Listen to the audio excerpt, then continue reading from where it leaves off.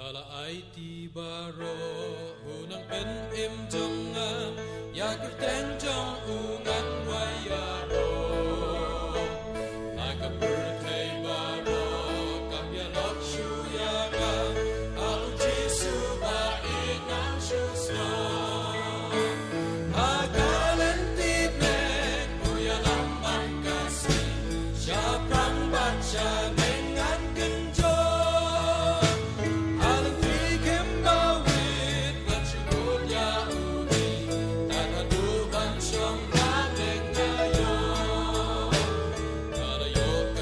Shine, I'm a